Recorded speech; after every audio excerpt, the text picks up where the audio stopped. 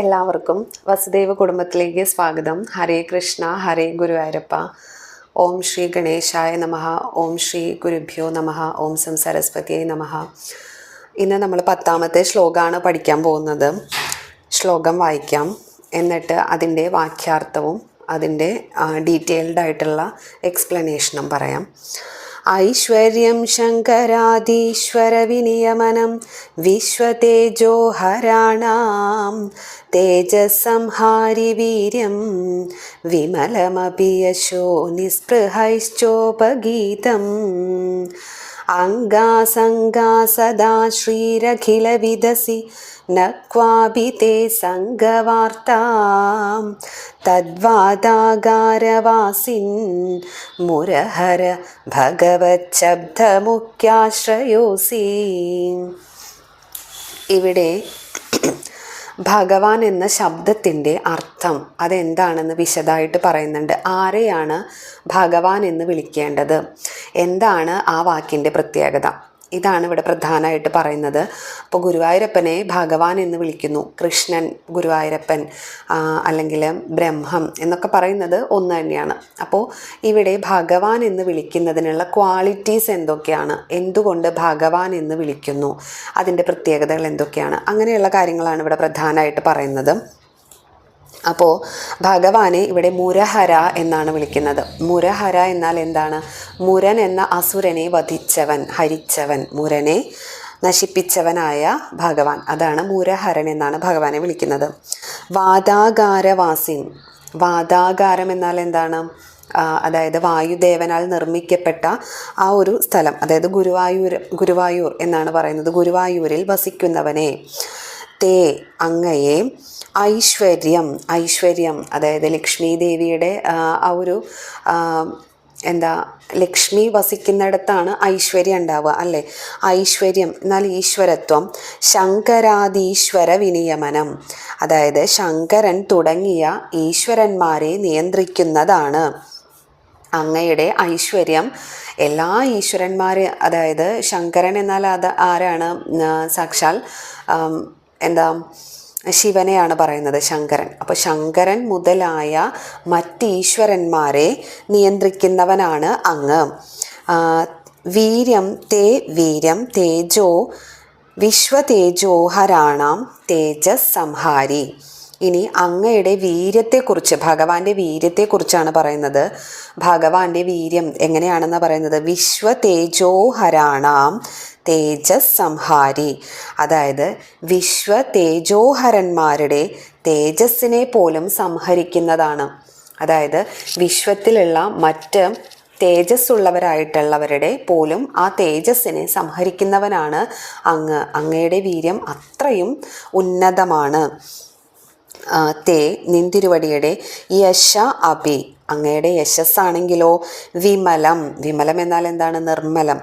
നിസ്പൃഹൈശ്ച ഉപഗീതം, അങ്ങയുടെ യശസ്സാണെങ്കിൽ പരിശുദ്ധവും നിസ്പൃഹന്മാരാൽ പോലും ഉപഗാനം ചെയ്യപ്പെടുന്നതുമാണ്. അതായത് അങ്ങ് വളരെ പരിശുദ്ധനാണ്. അങ്ങയുടെ യശസ്സാണെങ്കിലോ അതും വളരെ നിർമ്മലമായ യശസ്സാണ്. മറ്റുള്ളവരാൽ വാഴ്ത്തപ്പെടുന്ന യശസ്സാണ് അങ്ങയുടേത്. ഇനി ഭഗവാന്റെ മറ്റൊരു പ്രത്യേകത എന്താണ്? ശ്രീ ഭഗവതി എപ്പോഴും അദ്ദേഹത്തിൻ്റെ മാറിൽ വസിക്കുന്നുണ്ട് അല്ലേ? അതുകൊണ്ട് ശ്രീ എന്നാൽ ലക്ഷ്മി ദേവി സദാ എല്ലായ്പ്പോഴും അംഗാസംഗ, അങ്ങയുടെ അംഗങ്ങളിൽ, അങ്ങയുടെ ശരീരത്തിലെ ഓരോ അവയവങ്ങളിലും ആസംഗയായിരിക്കുന്നു, അതായത് വസിക്കുന്നു. ത്വം അഖിലവിദ് അസി, അങ്ങാണെങ്കിലോ അഖിലവിദ്, എല്ലാ വിദ്യകളും. അഖിലം എന്നാൽ എന്താണ്? എല്ലാം, ലോകത്തുള്ള സർവ്വവിദ്യകളുടെയും അധിപനാണ് അങ്ങ്, എല്ലാം അറിയുന്നവനാണ്. തേ ക്വാപി സംഘവാർത്ത, അങ്ങേക്ക് ഒരിടത്തും സംഘത്തിൻ്റെ ആവശ്യം വരുന്നില്ല. അതായത് നമ്മൾ ഓരോരുത്തരും ഈ മായാഭൂമിയിൽപ്പെട്ട് പലതരത്തിലുള്ള ബന്ധനങ്ങളിലും പെട്ടിരിക്കുന്നവരാണ് നമ്മൾ ഓരോരുത്തരും. പക്ഷേ ഭഗവാന് അങ്ങനെ ഒരു സംഘത്തിൻ്റെ ആവശ്യമില്ല. ഭഗവാനോട് എല്ലാവരും ചേരുന്നുണ്ട്, പക്ഷേ ഭഗവാൻ ആരോടും ഒരു സംഘത്തിനും പോകുന്നില്ല. ഇനിയോ അതുകൊണ്ട് ത്വം ഭഗവത് ശബ്ദമുഖ്യാശ്രയ അസി. അതുകൊണ്ട് തന്നെ അങ്ങ് ഭഗവത് എന്ന ശബ്ദത്തിൻ്റെ മുഖ്യാശ്രയമായി ഭവിക്കുന്നു. ഇതാണ് ഇതിൻ്റെ അന്വയാർത്ഥം എന്ന് പറയുന്നത്. ഇനി പറഞ്ഞല്ലോ, ആരാണ് ഭഗവാൻ? ഇവിടെ ഭഗവാനെ കുറിച്ചാണല്ലോ പറയുന്നത്. ആരാണ് ഭഗവാൻ? ഭഗവാൻ എന്ന ശബ്ദത്തിന് വിഷ്ണു പുരാണത്തിൽ ഒരു വ്യാഖ്യാനമുണ്ട്. അതെന്താണ്? ഐശ്വര്യസ്യ സമഗ്രസ്യ വീര്യസ്യ യശസ്സഹ ശ്രേയഃ ജ്ഞാനവൈരാഗ്യയോശ്ചൈവ ഷണ്ണാം ഭഗ ഇതീരിണ എന്നാണ്. അതായത് ആരാണ് ഭഗവാൻ എന്ന് പറയുന്നത്? 6 ഭഗങ്ങളും ചേർന്നവനാണ് ഭഗവാൻ. എന്തൊക്കെയാണ് ആ 6 ഭഗങ്ങൾ എന്ന് പറയുന്നത്? സമഗ്രമായിട്ടുള്ള ഐശ്വര്യം, വീര്യം, യശസ്, ശ്രീ, ജ്ഞാനം, വൈരാഗ്യം, ഇവയാണ് ഈ 6 ഭഗങ്ങൾ. ഇതെല്ലാം ഉള്ളവനെയാണ് ഭഗവാൻ എന്ന് വിളിക്കുന്നത്. അപ്പൊ എന്തുകൊണ്ടാണ് ശ്രീഹരിയെ ഭഗവാൻ എന്ന് വിളിക്കുന്നത്? മറ്റുള്ള ദേവകൾക്കില്ലാത്ത അനവധി പ്രത്യേകതകൾ ഇവിടെ ഭഗവാൻ ഉണ്ടെന്ന് പറയുന്നു. ഈ 6 ഭഗങ്ങളും തികഞ്ഞതുകൊണ്ടാണ് ഇവിടെ ഗുരുവായൂരപ്പനെ ഭഗവാൻ എന്നുള്ള ശബ്ദത്തിൽ പറയുന്നത്. അപ്പൊ എന്താ പറയുന്നത്? ഭഗവാൻ എന്ന ശബ്ദം ആർക്കാണ് കൂടുതൽ ശ്രേഷ്ഠമായിരിക്കുന്നത് അല്ലെങ്കിൽ ചേരുന്നത്?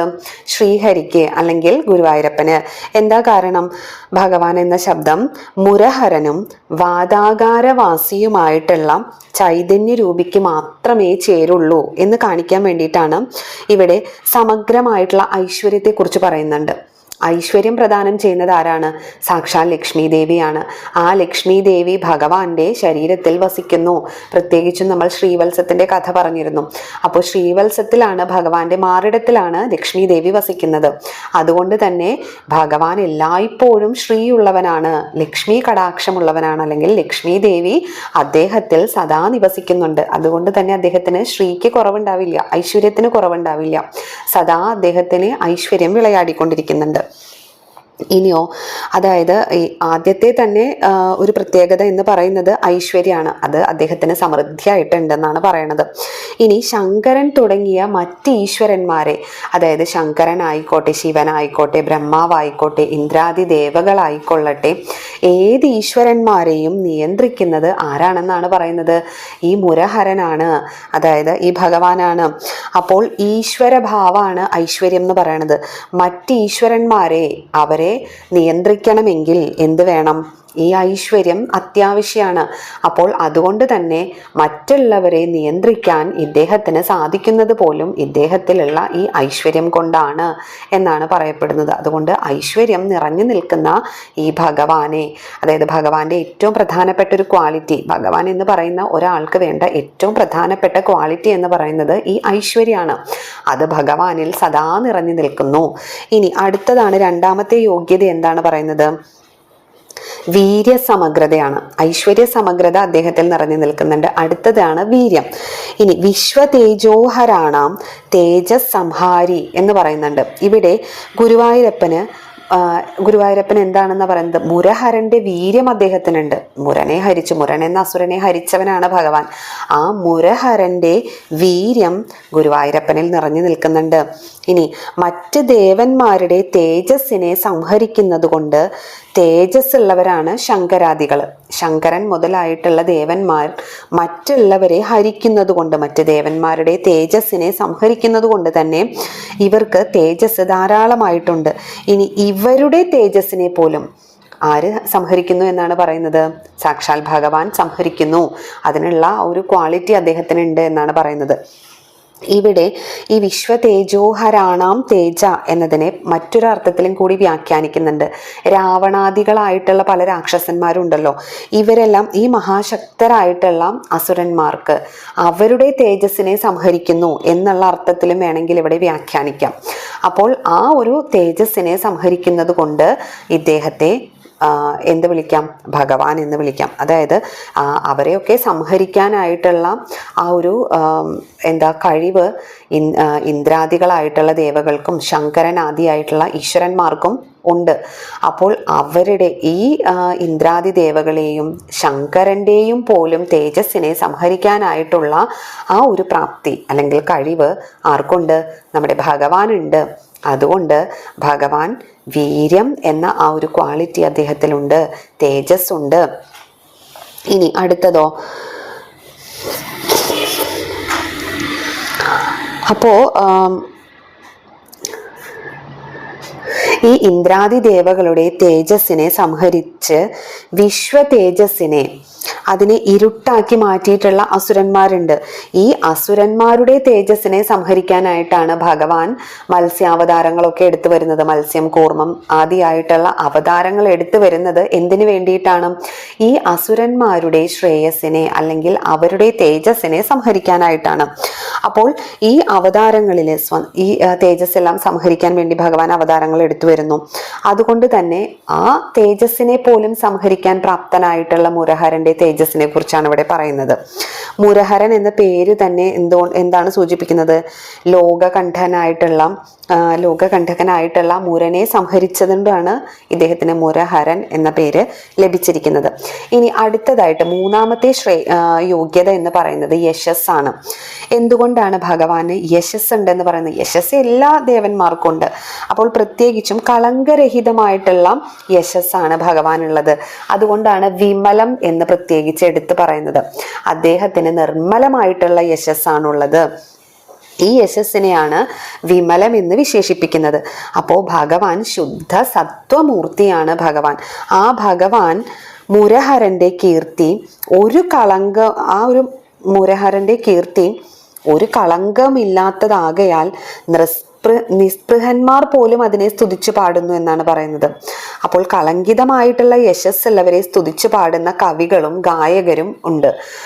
പക്ഷേ ഇവിടെ ഭഗവാന്റെ കീർത്തിയെ സ്തുതിക്കുന്നത് ആരാണ്? സനകാദികളെ പോലെയുള്ള ശ്രേഷ്ഠരായിട്ടുള്ള ഋഷീശ്വരന്മാരാണ്. അതായത് അവർക്ക് ഇപ്പൊ നമ്മൾ ഒരാളെ സ്തുതിക്കുന്നത് എന്തിനു വേണ്ടിയിട്ടായിരിക്കും? പലരും കണ്ടിട്ടില്ലേ, അതായത് രാജാക്കന്മാരെ സ്തുതിക്കുന്നു, അതുപോലെ ഉന്നത സ്ഥാനീയരായിട്ടുള്ള ആളുകളെ പുകഴ്ത്തുന്നു, പ്രശംസിക്കുന്നു. അതൊക്കെ എന്തിനു വേണ്ടിയിട്ടായിരിക്കും? പലപ്പോഴും നമ്മുടെ പല താല്പര്യങ്ങളും നേടിയെടുക്കാൻ വേണ്ടിയിട്ടൊക്കെ ആയിരിക്കും. പക്ഷെ ഇവിടെ ഭഗവാനെ വാഴ്ത്തി പുകഴ്ത്തുന്നത് ആരാണ്? സനകാദികളായിട്ടുള്ള ഋഷീശ്വരന്മാരാണ്. അവർക്ക് എന്തെങ്കിലും വേണം, അവർക്ക് മോക്ഷം പോലും ആവശ്യമില്ല, ഒന്നും തന്നെ ആഗ്രഹിക്കാത്തവരാണ് സനകാദികൾ. അപ്പോൾ അത്തരത്തിലുള്ള ഋഷീശ്വരന്മാർ പോലും ഭഗവാനെ വാഴ്ത്തുന്നുണ്ടെങ്കിൽ അദ്ദേഹത്തിന്റെ യശസ് എത്രമാത്രം നിർമ്മലമാണ്. അതുകൊണ്ടാണ് വിമലം എന്ന വാക്ക് ഇവിടെ ഉപയോഗിച്ചിരിക്കുന്നത്. ഇനി അപ്പോൾ ഈ നിസ്പൃഹന്മാരായിട്ടുള്ള ഋഷിമാർക്കും ഋഷിതുല്യർക്കും പ്രത്യേകിച്ചൊന്നും നേടാനൊന്നുമില്ല. അതുകൊണ്ട് തന്നെ അവർ അറിഞ്ഞതിനെ സ്തുതിക്കാണ്, യാഥാർത്ഥത്തിലുള്ള ആ ബ്രഹ്മതത്വത്തെ സ്തുതിക്കാണ്. അപ്പൊ അതുകൊണ്ട് ഭഗവാൻ സമഗ്രമായിട്ടുള്ള യശസ്സിന് ഉടമയാണ്. അപ്പോൾ ഇല്ലാത്തതിനെ വാഴ്ത്തിപ്പാടുന്നതല്ല, ഉള്ളതിനെ വാഴ്ത്തിപ്പാടാണ്. അത് എന്തെങ്കിലും നേടാൻ വേണ്ടിയിട്ടാണോ? ഒരിക്കലുമല്ല. അപ്പൊ ഋഷീശ്വരന്മാരായിട്ടുള്ള സനകാദികൾ പോലും വാഴ്ത്തിപ്പാടുന്ന ഭഗവാന് എത്രമാത്രം യശസ് ഉണ്ടോ അത്രയും യശസ് ഈ പ്രപഞ്ചത്തിൽ ആർക്കും തന്നെ ഉണ്ടാവില്ല. ഇനി നാലാമത്തെ യോഗ്യത എന്ന് പറയുന്നത് ശ്രീയാണ്. ശ്രീ എന്നാൽ ശ്രീ സമഗ്രതയെ കുറിച്ചാണ് പറയുന്നത്. അതായത് ലക്ഷ്മി ദേവി അദ്ദേഹത്തിൽ സദാ നിവസിക്കുന്നുണ്ടല്ലോ. അപ്പോൾ അംഗാസംഗാ സദാശ്രീ, ലോകത്തില് സുന്ദരമായിട്ടുള്ളത്, ആകർഷകമായിട്ടുള്ളത്, ഏറ്റവും ഭംഗിയുള്ളതും വിലപ്പെട്ടതുമായിട്ടുള്ള എന്തെല്ലാം സമൃദ്ധികളുണ്ടോ അതെല്ലാം മഹാലക്ഷ്മിയുടെ അംശങ്ങളാണ്. അപ്പോൾ എല്ലാ ഐശ്വര്യവും ആരിൽ അടങ്ങിയിരിക്കുന്നുണ്ട്? ലക്ഷ്മി ദേവിയിൽ അടങ്ങിയിരിക്കുന്നുണ്ട്. എവിടെയൊക്കെ ഭംഗിയുള്ള കാര്യങ്ങളുണ്ടോ അവിടെ എല്ലാം ലക്ഷ്മി ദേവി ഉണ്ടെന്നാണ് പറയുന്നത്. ഇനിയോ ആ മഹാലക്ഷ്മി ഒരിക്കലും പിരിയാതെ ഭഗവാന്റെ ഒരംശമായിട്ട് ഭഗവാനിൽ നിവസിക്കുന്നു അല്ലെ. അപ്പോൾ അതുകൊണ്ട് ലക്ഷ്മി നിശങ്ക ലീലാനിലയനം എന്ന് നമ്മൾ 6ാമത്തെ ശ്ലോകത്തിൽ പഠിച്ചിട്ടുണ്ട്. ലക്ഷ്മി നിശങ്ക ലീലാനിലയനം എന്ന് നമ്മൾ ആ ശ്ലോകത്തിൽ പഠിച്ചിട്ടുണ്ടല്ലോ. അപ്പൊ ഇവിടെ 6ാമത്തെ ശ്ലോകത്തിൽ ലക്ഷ്മി ദേവിക്ക് വിളയാടാനായിട്ട് ഇതിനേക്കാൾ ഏറ്റവും ഇതിനേക്കാൾ നല്ലൊരു ഇടമില്ല.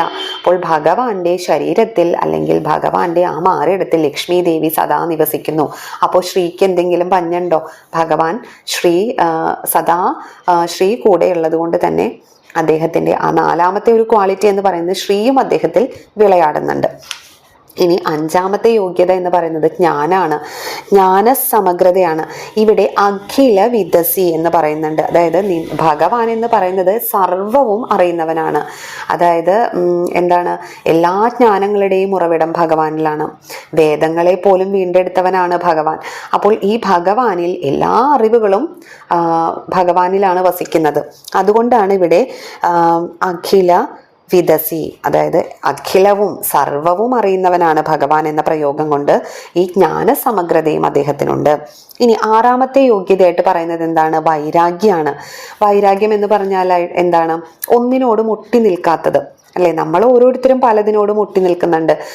നമ്മുടെ ജോലി, പദവി, ഐശ്വര്യം, അല്ലെങ്കിൽ നമ്മുടെ ബന്ധുമിത്രാദികൾ, അങ്ങനെ നമുക്ക് വേണ്ടപ്പെട്ടതിനോടെല്ലാം നമുക്കൊരു ഒട്ടലുണ്ട്. പക്ഷെ ഭഗവാന് ആരോടെങ്കിലും എന്തിനോടെങ്കിലും ഒട്ടലുണ്ടോ? ഇല്ല. ഒരു വൈരാഗ്യ ഭാവമാണ് ഭഗവാന്. ഈ സന്യാസി ശ്രേഷ്ഠന്മാർക്കൊക്കെ അങ്ങനെയല്ലേ, വൈരാഗ്യമല്ലേ ഉണ്ടാവുക? അവിടെ സർവ്വതിനോടും സമഭാവനയാണ് അവർക്ക് ഉണ്ടായിരിക്കുക. അതുപോലെ തന്നെ ഭഗവാൻ ഇവിടെ വൈരാഗ്യഭാവമാണ്, വൈരാഗ്യ സമഗ്രതയാണ് ഭഗവാനുള്ളത്. അതുകൊണ്ട് നക്വാബി തേ സംഘവാർത്ത എന്ന് പറയുന്നുണ്ട്. ഒന്നിനോടും ഭഗവാന് ആസക്തിയുള്ളതായിട്ട് കേൾവി പോലും ഇല്ല. എല്ലാം ഭഗവാൻ ഒന്നാണ്. ഭഗവാൻ എന്താണ്, പ്രത്യേകിച്ച് ഒരാളോട് സ്നേഹമോ വിരോധമോ ദേഷ്യമോ ഒന്നുമില്ല. നമ്മളെ ഓരോരുത്തരും അനുഭവിക്കുന്നത് നമ്മുടെ കർമ്മഫലങ്ങളാണ്. അപ്പം ഭഗവാന് ഒന്നിനോടും യാതൊരു ഒട്ടലും ഇല്ല. എന്നാൽ ഭഗവാനോടോ എല്ലാവർക്കും ഭഗവാനോടൊരൊട്ടലുണ്ട്. പക്ഷെ ഭഗവാൻ ആരോടും യാതൊരു ഒട്ടലും ഇല്ല. അപ്പോൾ ഒന്നിനും ഗതിയില്ലാത്തത് കൊണ്ട് തന്നെ അദ്ദേഹത്തിന് വൈരാഗ്യ സമഗ്രതയുമുണ്ട്. അപ്പോൾ എല്ലാം കൂടി നോക്കുമ്പോൾ ഭഗവാൻ എന്ന ശബ്ദം എല്ലാ ദേവന്മാർക്കും ചേരുന്നുണ്ടെങ്കിലും ആ ശബ്ദത്തിന് മുഖ്യ ആശ്രയമായിട്ട് നിൽക്കുന്നത് ആരാണെന്നാ പറയുന്നത്? ഈ മുരഹരൻ തന്നെയാണ്. ഇത് സ്ഥാപിക്കാൻ വേണ്ടിയിട്ടാണ് ഭഗവത് ശബ്ദ മുഖ്യാശ്രയോസി എന്ന പ്രയോഗത്തോടെ പറഞ്ഞിരിക്കുന്നത്. അപ്പോൾ ആരാണ് ഭഗവാൻ എന്ന് പറഞ്ഞു? 6 തരത്തിലുള്ള ക്വാളിറ്റീസിൻ്റെ ഒരു കൂട്ടത്തിനെയാണ് ഭഗം എന്ന് പറയുന്നത്. ഏതൊക്കെയാണ് ആ 6 ക്വാളിറ്റീസ് എന്ന് പറയുന്നത്? ഐശ്വര്യം, വീര്യം, യശസ്, ശ്രീ, ജ്ഞാനം, വൈരാഗ്യം. ഇതാണ് 6 ക്വാളിറ്റീസ്. ഈ 6 ക്വാളിറ്റീസും ചേർന്നിട്ടുള്ളതിനെയാണ് ഭഗം എന്ന് പറയുന്നത്. അപ്പോൾ ആർക്കാണോ ഈ ഭഗങ്ങളുള്ളത് അവനാണ് ഭഗവാൻ. അപ്പോൾ ഇവിടെ ഭഗവാന് എങ്ങനെയാണ് ആ ക്വാളിറ്റീസ് ഉള്ളത്, എത്രത്തോളം ആ ക്വാളിറ്റീസ് ഉണ്ട്, ആ ഒരു യോഗ്യത ഭഗവാൻ എത്രത്തോളം ഉണ്ട് എന്നുള്ളത് ഇവിടെ പറയുന്നുണ്ട്. എങ്ങനെയാ? ഐശ്വര്യം ശങ്കരാദീശ്വര വിനിയമനം, അതായത് ശങ്കരൻ മുതലായിട്ടുള്ള ദേവന്മാരെ പോലും നിയന്ത്രിക്കാൻ പ്രാപ്തനാണ് ഭഗവാൻ. വിശ്വതേജോഹരാണം, വിശ്വത്തിൻ്റെ തേജസ്സിനെ ഹരിക്കുന്നവർ ആരൊക്കെയാണോ, തേജസ് സംഹാരി വീര്യം, അവരുടെ തേജസ്സിനെ സംഹരിക്കാനുള്ള വീര്യമുണ്ട് ഭഗവാന്. നമ്മൾ നേരത്തെ പറഞ്ഞല്ലോ, രാവണാദികളായിട്ടുള്ള പല അസുരന്മാരും ഉണ്ടായിട്ടുണ്ട്. ഈ വിശ്വത്തിൻ്റെ തേജസ്സിനെ സംഹരിക്കാൻ ജനിച്ചിട്ടുണ്ടായിരുന്നു. അവരുടെ എല്ലാം തേജസ്സിനെ ഭഗവാൻ എങ്ങനെയാണ് നശിപ്പിച്ചത്? മത്സ്യം, കൂർമ്മം, വരാഹം ആദിയായിട്ടുള്ള അവതാരങ്ങൾ എടുത്തുകൊണ്ട് ഇവരുടെ എല്ലാം തേജസ്സിനെ സംഹരിച്ചു. അപ്പോൾ ആ തേജസ്സിനെ സംഹരിക്കുന്ന വീര്യത്തോടു കൂടിയവനാണ് ഭഗവാൻ. ഇനിയോ വിമലമപി യശോ, ഇനി ഭഗവാന്റെ യശസ് വിമലമാണ്, നിർമ്മലമാണ് എന്ന് പറയാൻ കാരണം എന്താണ്? നിസ്പൃഹൈശ്ചോപഗീതം, ഭഗവാനെ പുകഴ്ത്തുന്നത്, വാഴ്ത്തുന്നത് ആരാണ്? നിസ്പൃഹന്മാരാണ്. യാതൊന്നിലും ആസക്തിയില്ലാത്ത, ഒന്നിനോടും പ്രതിപത്തിയില്ലാത്ത, അതായത് ശ്രീ ശുക ബ്രഹ്മർഷിയെ പോലെ, നാരദ മഹർഷിയെ പോലെ, അതുപോലെ സനകാദികളെ പോലെ, സപ്തർഷിമാരെ പോലെയുള്ള ഋഷിമാരാണ് ഭഗവാനെ പുകഴ്ത്തുന്നത്. അതുകൊണ്ട് അദ്ദേഹത്തിൻ്റെ യശസ് എന്ന് പറയുന്നത് നിർമ്മലമാണ്. അംഗാസംഗാ സദാ ശ്രീ, ഇനി ശ്രീ ഭഗവതി ഭഗവാന്റെ ഓരോ അംഗങ്ങളിലും നിവസിക്കുന്നു. ഭഗവാന്റെ മാറിടത്തിലാണ് ശ്രീ ഭഗവതിയുടെ ഇരിപ്പിടം. അതുകൊണ്ട് തന്നെ ശ്രീ എല്ലായ്പ്പോഴും അദ്ദേഹത്തിൽ വിളയാടുന്നു. അഖില വിദസി നക്വാബി തേ സംഘവാർത്താം, ഇനി ഭഗവാൻ ജ്ഞാനത്തിൻ്റെ ഉറവിടമാണ്. ഈ അഖിലവും എന്നാൽ എന്താണ്? സമസ്ത പ്രപഞ്ചത്തിലെയും ജ്ഞാനം ഭഗവാനിൽ വസിക്കുന്നുണ്ട്, അല്ലെങ്കിൽ ഭഗവാനിൽ നിക്ഷിപ്തമാണ്. അതുകൊണ്ട് അദ്ദേഹം ജ്ഞാനിയാണ്. നക്വാബി തേ സംഘവാർത്ത തദ്വാദാകാരവാസിൻ മുരഹര ഭഗവത് ശബ്ദ മുഖ്യാശ്രയോ, ഭഗവാൻ എല്ലാം അറിയുന്നവനാണ്. അതുമാത്രമല്ല ഭഗവാന് ഒന്നിനോടും ഒട്ടലില്ല, സംഘമില്ല. അതുകൊണ്ട് തന്നെ ഭഗവാൻ ആരോടും എന്തെങ്കിലും പ്രത്യേകതയുണ്ടെന്നോ ഒട്ടലുണ്ടെന്നോ കേട്ടുകേൾവി പോലും ഇല്ല. അപ്പം അങ്ങനെയുള്ള ഭഗവാന് ഭഗവത് ശബ്ദത്തിൻ്റെ മുഖ്യാശ്രയമായിട്ട് ഭഗവാനെ തന്നെ നമുക്ക് വിളിക്കാം എന്നുള്ളതാണ് ഈ ശ്ലോകത്തിൻ്റെ വാക്യാർത്ഥം. ഇനി ഈ സംഘത്തെക്കുറിച്ച് പറയുമ്പോൾ ആചാര്യന്മാർ ഒരു കഥ അനുസ്മരിക്കാറുണ്ട്. അതായത് ഭഗവാൻ ദ്വാരകയിലുള്ള സമയത്ത് ദുർവാസാവ് മഹർഷി വരികയാണ് ദ്വാരകയിലേക്ക്. അപ്പോൾ ഭഗവാനാണെങ്കിലോ തിരക്കിട്ട് സുധർമ്മയിലേക്ക് പോകാൻ നിൽക്കുകയാണ്, അതായത് രാജസദസ്സിലേക്ക് പുറപ്പെടാൻ നിൽക്കുകയാണ്. അപ്പോൾ ദുർവാസാവ് മഹർഷിയാണെങ്കിലോ ഉപവനത്തിലാണ്, അദ്ദേഹത്തിൻ്റെ ശിഷ്യന്മാരോടൊപ്പം അവിടെയാണ് വസിക്കുന്നത്. അപ്പോൾ ശ്രീകൃഷ്ണ ഭഗവാന് അദ്ദേഹത്തെ പോയിട്ട് കാണാനുള്ള സമയമില്ല, കാരണം അദ്ദേഹം രാജസദസ്സിലേക്ക് പോകാൻ നിൽക്കുകയാണല്ലോ. അങ്ങനെ തൻ്റെ ഭാര്യമാരെ വിളിക്കുകയാണ്. 8 ഭാര്യമാരുണ്ടല്ലോ, അവരെ വിളിക്കണം. എന്നിട്ട് പറയും, ദുർവാസാവ് മഹർഷി ഉപവനത്തിലുണ്ട്, നിങ്ങളെല്ലാവരും പോയിട്ട് അദ്ദേഹത്തെ കണ്ട് അനുഗ്രഹം വാങ്ങിക്കൂ, അദ്ദേഹത്തിനും ശിഷ്യന്മാർക്കും എന്താണോ വേണ്ടത് അവർക്ക് ആവശ്യമുള്ളത് കഴിക്കാൻ എടുത്തോളൂ എന്നൊക്കെ പറഞ്ഞ് ഭാര്യമാരെ ചട്ടം കെട്ടാണ്. അങ്ങനെ അദ്ദേഹം പറഞ്ഞു, എനിക്ക് രാജസദസ്സിലേക്ക് പോകാതിരിക്കാൻ സാധിക്കില്ല, പ്രധാനപ്പെട്ട രാജ്യകാര്യങ്ങളിൽ തീരുമാനങ്ങൾ എടുക്കേണ്ടതുണ്ട്, അതുകൊണ്ട് എനിക്ക് പോയേ മതിയാവൂ, നിങ്ങൾ അദ്ദേഹത്തെ പോയിട്ട് കണ്ട് അനുഗ്രഹം വാങ്ങിയിട്ട് വരൂ എന്ന് പറഞ്ഞ ഭാര്യമാരെ പറഞ്ഞയക്കണം. അങ്ങനെ ഈ 8 പേരും യാത്രയായി. അവരവിടെ ചെന്നപ്പോഴോ ഈ ഉപവനത്തിലേക്ക് പ്രവേശിക്കുന്നതിന് മുൻപായിട്ട് തൊട്ട് മുൻപായിട്ടൊരു നദി കടക്കാനുണ്ട്. ഈ നദി കടക്കാനായിട്ട് വളരെ കഷ്ടമാണ്. അപ്പോൾ ഇത് കടക്കാനായിട്ട് എന്ത് ചെയ്യും? അപ്പോൾ അവരാകെ കൺഫ്യൂസ്ഡായി. അങ്ങനെ വീണ്ടും ഭഗവാന്റെ അടുത്തേക്ക് എത്തി. എന്നിട്ട് ചോദിക്കും, ഞങ്ങൾ എങ്ങനെ ഈ നദി കടക്കും? അപ്പോൾ ഭഗവാൻ പറഞ്ഞു, ഒരു കാര്യം ചെയ്യൂ, നിങ്ങളുടെ ഭർത്താവ്, അതായത് ഭഗവാൻ ശ്രീകൃഷ്ണൻ, അദ്ദേഹം നിത്യബ്രഹ്മചാരിയാണെങ്കിൽ ഈ നദി വഴിമാറട്ടെ എന്ന് പറയൂ. അപ്പോൾ ഇവരുള്ളിൽ ചിരിച്ചു, കാരണം 16,008 ഭാര്യമാരാണേ. ഈ 8 ഭാര്യമാർ, പ്രധാനമായിട്ട് 8 ഭാര്യമാരുണ്ട്, പിന്നെ 16,008 എണ്ണം ഉണ്ടെന്നാണല്ലോ പറയുന്നത്. എന്നിട്ടും ഇദ്ദേഹം എങ്ങനെ നിത്യബ്രഹ്മചാരിയാവും? ഇതേലാവട്ടെ, ഭഗവാൻ പറഞ്ഞതല്ലേ. അങ്ങനെ ഇവർ 8 പേരും കൂടി യാത്ര തിരിച്ചു. അവിടെ ഈ നദിയുടെ സമീപത്ത് ചെന്നിട്ട് ഇവർ പറയാണ്, ഞങ്ങളുടെ ഭർത്താവ് നിത്യബ്രഹ്മചാരിയാണെങ്കിൽ ദേവി അവിടുന്ന് വഴി മാറിത്തരൂ എന്ന് പറഞ്ഞതും ഈ നദി 2ആയി പിരിഞ്ഞു. അങ്ങനെ ഇവർക്ക് കടക്കാനുള്ള സ്ഥലം കിട്ടി, ഇവരപ്പുറത്തേക്ക് കടന്നു. അങ്ങനെ വളരെ അത്ഭുതമായിട്ട് ഇവർക്ക് തോന്നി, ഇതെന്തെങ്ങനെ സംഭവിക്കുന്നത്? ഇത്രയും ഭാര്യമാരുണ്ടായിട്ട് എങ്ങനെയാണ് ഭഗവാൻ നിത്യബ്രഹ്മചാരിയാണ് എന്ന് പറയുന്നത്? അങ്ങനെ ഇവർ ആ ഒരു സംശയമൊക്കെ മനസ്സിൽ വെച്ചു. എന്നിട്ട് മുനിശ്രേഷ്ഠനെ കാണാൻ പുറപ്പെടുകയാണ്. അങ്ങനെ അവിടെ ചെന്നപ്പോൾ അദ്ദേഹത്തിൻ്റെ ദുർവാസാവ് മഹർഷിയുടെ ശിഷ്യന്മാരൊന്നുമില്ല അവിടെ, അവരൊക്കെ കാട്ടിലേക്ക് പോയിരിക്കുകയാണ്. അപ്പോൾ ഇദ്ദേഹം മാത്രമേ ഉള്ളൂ. ഇദ്ദേഹമാണെങ്കിലോ ധ്യാനത്തിലായിരുന്നു ഇവർ വരുന്ന സമയത്ത്. അപ്പോൾ ഇവർ വന്നു എന്നറിഞ്ഞപ്പോൾ കണ്ണ് മിഴിച്ച് നോക്കി. അധികം സംസാരമൊന്നുമില്ല, ജ്ഞാനികൾ അങ്ങനെയാണല്ലോ, അധികം ഒന്നും സംസാരിക്കില്ലല്ലോ. അപ്പോൾ അവർ കൊണ്ടുവന്ന സാധനങ്ങളെല്ലാം അവിടെ വെച്ചോളൂ, എന്നിട്ട് അങ്ങോട്ട് മാറി നിന്നോളൂ എന്ന് പറഞ്ഞു. എന്നിട്ട് ഇദ്ദേഹം ഈ 8 പേരും വിഭവസമൃദ്ധമായിട്ടുള്ള അനവധി ഭക്ഷണ പദാർത്ഥങ്ങൾ കൊണ്ടുവന്നിട്ടുണ്ടായിരുന്നു. ഇതെല്ലാം അദ്ദേഹം മുഴുവൻ എടുത്ത് കഴിക്കണം. അങ്ങനെ എടുത്ത് കഴിച്ചിട്ട് ഇവരോട് ഇനി പോയിക്കോളൂ എന്ന് പറഞ്ഞു. അപ്പോൾ ഇവർ പറയും, ഞങ്ങൾ വന്നത് ഈ നദി മുറിച്ച് കടന്നിട്ടാണ്, അപ്പോൾ ഞങ്ങളോട് ഞങ്ങളുടെ ഭർത്താവ് ഇങ്ങനെ പറയാനാണ് പറഞ്ഞത്, ഇനി ഞങ്ങൾക്ക് തിരിച്ചു പോകണമല്ലോ, അതിനെന്താ ഒരു വഴിയും ചോദിക്കുമ്പോൾ ഇദ്ദേഹം പറയും, ദുർവാസാവ് മഹർഷി ഉപവാസത്തിലാണെങ്കിൽ ഈ നദി 2ആയി പിരിയട്ടെ, അല്ലെങ്കിൽ ഞങ്ങൾക്ക് കടക്കാനായിട്ടുള്ള വഴി തരട്ടെ എന്ന് പറഞ്ഞു നോക്കൂ എന്ന് പറയും. അപ്പോൾ ഇവരാകെ അതിശയിക്കുകയാണ്, കാരണം അദ്ദേഹം എങ്ങനെയാണ് ഉപവാസത്തിലാവുന്നത്? കാരണം ഈ 8 പേരും കൊണ്ടുവന്നിട്ടുള്ള വിഭവസമൃദ്ധമായിട്ടുള്ള ഭക്ഷണം മുഴുവനും അദ്ദേഹം ഇപ്പോഴാണ് കഴിച്ചത്, പിന്നെ എന്ത് ഉപവാസമാണെന്നാണ് ഇദ്ദേഹം പറയുന്നത്? എന്തായാലും മുനിശ്രേഷ്ഠൻ പറഞ്ഞതല്ലേ, ചെയ്തു നോക്കാമെന്നുള്ള ഒരു ധാരണയിൽ അവരങ്ങോട്ട് പോയി. അങ്ങനെ നദിയോട് പറഞ്ഞു, ഇദ്ദേഹം, അതായത് ദുർവാസാവ് മഹർഷി ഉപവാസത്തിലാണെങ്കിൽ ഞങ്ങൾക്ക് അങ്ങോട്ട് കടക്കാൻ സാധിക്കട്ടെ എന്ന് പറഞ്ഞതും നദി 2ആയിട്ട് പിരിഞ്ഞു. അങ്ങനെ ഇവർക്ക് കടക്കാനായിട്ടുള്ള വഴി കിട്ടുകയാണ്. അങ്ങനെ ഇവർ വളരെയധികം കൺഫ്യൂസ്ഡായി. ഇതെങ്ങനെയാണ് ഇത് സംഭവിക്കുന്നത്? ഒന്നും മനസ്സിലാവുന്നില്ലല്ലോ. 2 വിരോധാഭാസങ്ങളാണ് ഇവർക്ക് മുന്നിൽ നടക്കുന്നത് അല്ലേ? അങ്ങനെ ഭഗവാനായിട്ട് എത്രയും പെട്ടെന്ന് ഭഗവാൻ വരട്ടെ എന്ന് വിചാരിച്ചവർ കാത്തിരിക്കുകയാണ്. അങ്ങനെ ശ്രീകൃഷ്ണ ഭഗവാൻ എത്തിയപ്പോൾ ഇവർ ചോദിക്കും, അങ്ങ് പറഞ്ഞതുപോലെ നിത്യബ്രഹ്മചാരിയാണെങ്കിൽ വഴി മാറി തരാൻ പറഞ്ഞതോടുകൂടി നദി വഴി മാറി തന്നു. ഇനി ഞങ്ങൾ കൊണ്ടുവന്ന ഭക്ഷണം മുഴുവൻ കഴിച്ചിട്ടും ദുർവാസാവ് മഹർഷി ഉപവാസത്തിലാണെങ്കിൽ വഴി മാറി തരാൻ പറഞ്ഞതോട് കൂടിയിട്ട് നദി ഞങ്ങൾക്ക് വഴി മാറി തരുകയുണ്ടായി. ഇതെങ്ങനെ സാധ്യമാവും?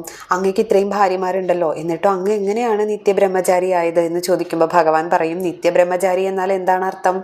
നിത്യവും ബ്രഹ്മത്തിൽ ചരിക്കുന്നവൻ, ആ ഒരു ബ്രഹ്മജ്ഞാനം അറിയുന്നവൻ, സാക്ഷാൽ ഭഗവാനിൽ സദാ നിവസിക്കുന്നവൻ ആരാണോ അവനാണ് ബ്രഹ്മചാരി അല്ലേ? അപ്പോൾ അങ്ങനെ എത്ര വിവാഹം കഴിച്ചാലും അല്ലെങ്കിൽ വിവാഹ ജീവിതം നയിക്കുന്നവർക്കും ബ്രഹ്മചാരിയാകാം. ആ ബ്രഹ്മജ്ഞാനം ഉണ്ടായാൽ മതി, അവനാണ് ബ്രഹ്മചാരി. അങ്ങനെയാണെങ്കിൽ ഉപവാസത്തിൻ്റെ കാര്യം എങ്ങനെയാണ്? ഇദ്ദേഹം ഉപവസിച്ചിട്ടില്ലല്ലോ, ഞങ്ങൾ കൊണ്ടുവന്ന ഭക്ഷണം മുഴുവൻ കഴിച്ചിട്ടാണ് പറഞ്ഞത് ദുർവാസാവ് മഹർഷി ഉപവാസത്തിലാണെങ്കിൽ നദി വഴിമാറട്ടെ എന്ന്. അതുപോലെ തന്നെ സംഭവിക്കുകയും ചെയ്തു. അപ്പോൾ ഭഗവാൻ പറയും, ഉപവാസം എന്നാൽ എന്താണ്? ഭഗവാനോടൊത്ത് വസിക്കുന്നതിനെയാണ് ഉപവാസം എന്ന് പറയുന്നത്. അല്ലാതെ ഭക്ഷണം കഴിക്കാതിരിക്കുന്നത് കൊണ്ട് മാത്രം ഉപവസിക്കുന്നു എന്ന് പറയാൻ സാധിക്കില്ല. എപ്പോഴൊക്കെ ഭഗവത് സ്മരണയോട് കൂടിയിട്ട് നമ്മൾ ഇരിക്കുന്നു അപ്പോഴെല്ലാം നമ്മൾ ഉപവസിക്കുകയാണ്, ഭഗവാനോട് ചേർന്നിരിക്കുകയാണ്. അതുകൊണ്ട് ദുർവാസാവ് മഹർഷി സദാ ധ്യാനത്തിലാണ്, ഭഗവാനോട് ചേർന്നിരിക്കുകയാണ്. അതുകൊണ്ട് സത്യസന്ധമായിട്ടുള്ള കാര്യം തന്നെയാണ് പറഞ്ഞത്. അതാണല്ലോ വഴി മാറി തന്നത് നദി. അങ്ങനെ ഇവർക്ക് കൃത്യമായിട്ട് ഇതിൻ്റെ കാരണങ്ങളെല്ലാം വ്യക്തമാവുകയാണ്. അപ്പോൾ ഈ സംഘത്തെക്കുറിച്ച് പറയുമ്പോൾ എല്ലായ്പ്പോഴും ആചാര്യന്മാർ അനുസ്മരിക്കാറുള്ളൊരു കഥയാണിത്. ഇനി നമുക്ക് ഈ ശ്ലോകത്തിലൂടെ നോക്കുമ്പോൾ നമ്മളിപ്പോൾ ഈ ഒരു ആദ്യത്തെ ദശകം അവസാനിക്കുകയാണ്. 10 ശ്ലോകങ്ങളാണ് ആദ്യത്തെ ദശകത്തിലുള്ളത്. ഈ 10 ശ്ലോകങ്ങളും കഴിഞ്ഞു. അപ്പോൾ ഇവിടെ നമ്മൾ ഈ 10 ശ്ലോകങ്ങൾ കൊണ്ട് ഇവിടെ ഭഗവാന്റെ മാഹാത്മ്യത്തെ, ആ സ്വരൂപ വർണ്ണനയാണ് ഈ 10 ശ്ലോകങ്ങൾ കൊണ്ടും ഇവിടെ പട്ടേരിപ്പാട് വർണ്ണിച്ചിരിക്കുന്നത്. 1ഉം 2ഉം ശ്ലോകങ്ങൾ കൊണ്ട് പട്ടേരിപ്പാട് പറയുന്നത് എന്താണ്? ബ്രഹ്മതത്വം സാക്ഷാത്തായിട്ട് ഗുരുവായൂരിൽ വിളങ്ങുന്നുണ്ട് എന്ന് പറയുന്നുണ്ട് 1ാമത്തെയും 2ാമത്തെയും ശ്ലോകം കൊണ്ട്. ഇനി തുടർന്നുള്ള 3 ശ്ലോകങ്ങളിലും പറയുന്നത് എന്താണ്? ഈ ബ്രഹ്മത്തിൽ നിന്നുണ്ടായിട്ടുള്ള ത്രിഗുണങ്ങളുണ്ടല്ലോ, അതിൽ സത്വരൂപിയാണ് ഭഗവാൻ. ആ സത്വഗുണം സാക്ഷാത്തായിട്ട് പ്രകാശിക്കുന്നതാണ് ഗുരുവായൂരപ്പൻ എന്നാണ് പറയുന്നത്. ഇനിയോ തുടർന്നുള്ള 2 ശ്ലോകങ്ങളിലും സകല ജീവികൾക്കും ആനന്ദം നൽകുന്ന ഈ മൂർത്തി ഭഗവാൻ, ഈ ആനന്ദം നൽകുന്നതിന് വേണ്ടിയിട്ടാണ് ഭഗവാൻ ഈ രൂപം സ്വീകരിച്ചത് എന്നും പറയുന്നുണ്ട്. ഇനി 8ഉം 9ഉം ശ്ലോകങ്ങൾ കൊണ്ട് മറ്റുള്ള ആരാധ്യ ദേവന്മാരേക്കാൾ ഈ ഭഗവാന് എന്ത് പ്രത്യേകതയാണ് ഉള്ളത് എന്ന് വിശദീകരിക്കുന്നുണ്ട്. അങ്ങനെ ഈ 9 ശ്ലോകങ്ങളിലും പറഞ്ഞിട്ടുള്ള കാര്യങ്ങൾ, അതിൻ്റെ എല്ലാം സത്താണ് ഈ 10ാമത്തെ ശ്ലോകം. അങ്ങനെയുള്ള ഭഗവാൻ ആരാണ് എന്ന് വിശദാക്കുന്നതാണ് ഈ 10ാമത്തെ ശ്ലോകം നമ്മൾ കണ്ടു. ഇനി ഈ 10 ശ്ലോകങ്ങൾ കൊണ്ടും ഗുരുവായൂരപ്പൻ്റെ മഹത്വത്തെക്കുറിച്ചാണ് പറയുന്നത്. ഭഗവാന്റെ ആ ഒരു സ്വരൂപത്തെക്കുറിച്ചാണ് ഇവിടെ പട്ടേരിപ്പാട് പറയുന്നത്. ഗുരുവായൂരപ്പൻ്റെ ഈ ഒരു സ്വരൂപ വർണ്ണനയെക്കുറിച്ച് പറയുമ്പോൾ അദ്ദേഹത്തിൻ്റെ ഐതിഹ്യത്തെ കൂടി നമ്മൾ സ്മരിക്കണം. യഥാർത്ഥത്തിൽ ഈ ഗുരുവായൂരപ്പൻ്റെ വിഗ്രഹം ഇത് സാക്ഷാൽ മഹാദേവൻ പൂജിച്ചിരുന്നതാണ്.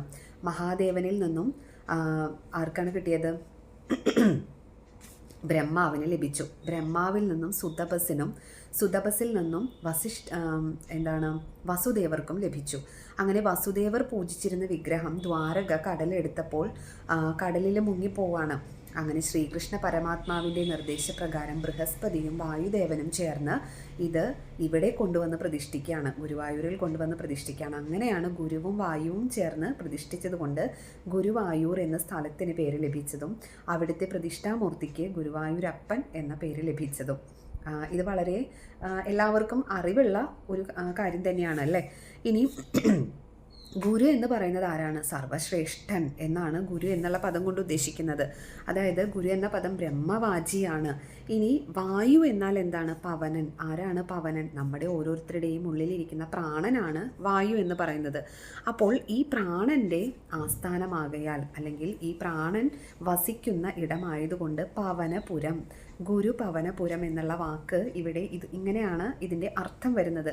അപ്പോൾ നമ്മുടെ ഓരോരുത്തരുടെയും ശരീരത്തിൽ, എല്ലാ ശരീരങ്ങളിലും പ്രകാശിക്കുന്ന ആ ദിവ്യ തേജസ്സുള്ള ബ്രഹ്മചൈതന്യമാണ് ഇവിടെ ഗുരുവായൂരപ്പൻ എന്ന് നമുക്ക് വ്യാഖ്യാനിക്കാം അല്ലെങ്കിൽ പറയാം. അപ്പം നമ്മുടെ ഓരോരുത്തരുടെയും ഉള്ളിൽ വിളങ്ങുന്ന ആ ഒരു ചൈതന്യം ഉണ്ടല്ലോ, അത് തന്നെയാണ് ബ്രഹ്മം പലതാവട്ടെ എന്ന് പറഞ്ഞപ്പോഴാണ് പല ദേവകളുണ്ടായത്, മനുഷ്യരുണ്ടായത്, അങ്ങനെ പല ജീവജാലങ്ങളും ഇവിടെ സൃഷ്ടിക്കപ്പെട്ടിട്ടുള്ളത്. അപ്പോൾ നമ്മുടെ ഓരോരുത്തരുടെയും ഉള്ളിൽ വിളങ്ങുന്നത് ആ ബ്രഹ്മചൈതന്യം തന്നെയാണ്. അപ്പോൾ നമ്മുടെ ഉള്ളിലിരിക്കുന്ന ആ ചൈതന്യം തന്നെയാണ് ഗുരുവായൂരപ്പൻ. നമ്മുടെ ഓരോരുത്തരുടെയും ഉള്ളിൽ വിളങ്ങുന്ന ആ ഗുരുവായൂരപ്പനെ നമുക്ക് നിത്യവും സ്മരിക്കാം, നിത്യവും ഇത് പാരായണം ചെയ്യാം. എല്ലായ്പ്പോഴും ഭഗവത് സ്മരണയിൽ ജീവിക്കാൻ നമുക്ക് ഓരോരുത്തർക്കും സാധ്യമാവട്ടെ, എല്ലാവർക്കും ഇതിന് കഴിയട്ടെ. അതുപോലെ ഈ ആദ്യത്തെ ഒരു ദശകം മുഴുവനും നല്ല രീതിയിൽ തന്നെ വായിച്ച് പഠിച്ച് പാരായണം ചെയ്യുക. നിത്യവും ഭഗവാനെ സ്മരിക്കുന്നവർക്ക് തീർച്ചയായിട്ടും ഭഗവാന്റെ ആ ഒരു സാമീപ്യം അനുഭവിക്കാൻ സാധിക്കും. അതുമാത്രമല്ല, ഇതുകൊണ്ടുണ്ടാകുന്ന, അതായത് ഭഗവാന്റെ ആ ഒരു സ്വരൂപത്തെ നമ്മൾ നിത്യവും സ്മരിക്കുമ്പോൾ പ്രാർത്ഥിക്കുമ്പോൾ എന്ത് സംഭവിക്കും? നമ്മുടെ ഉള്ളിൽ ഭഗവാൻ അങ്ങനെ നിറഞ്ഞു നിൽക്കും. അപ്പോൾ നമുക്ക് തീർച്ചയായിട്ടും നമുക്ക് എവിടെയും പുറത്തൊന്നും അലയേണ്ട കാര്യമില്ല. നമ്മുടെ ഉള്ളിലേക്ക് നോക്കിയാൽ മതി, അവിടെ ഉണ്ട് ഭഗവാൻ.